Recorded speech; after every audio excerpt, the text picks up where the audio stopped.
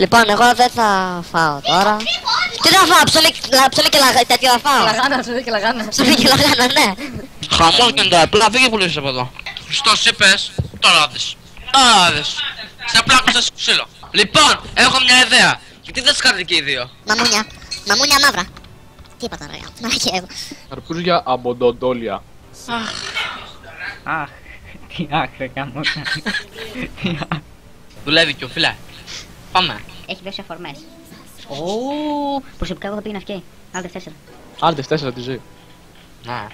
Φίλε, έτσι είναι αυτά. Never. Έλα φύγε τώρα, σου λέω. Φύγε!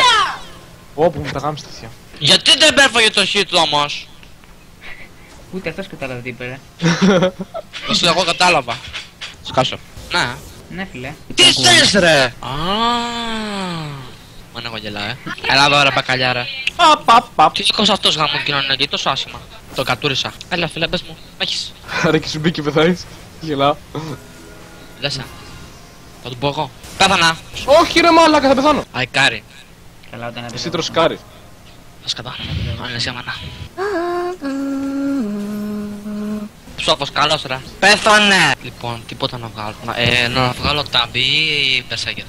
Καρκίνο να βγάλεις. Ωραία, θα βγάλω μανικιούρες. Μ' ακούτε ρε. Μιλάω στον τοίχο. Τυχαία, να βγάλω. Εδώ, στάθη εδώ. Εδώ. Φέλα το hit. Όχι ρε. Με πήρε αυτός. Πώς με πήρε. Go finish this shot. Πίσε μανί.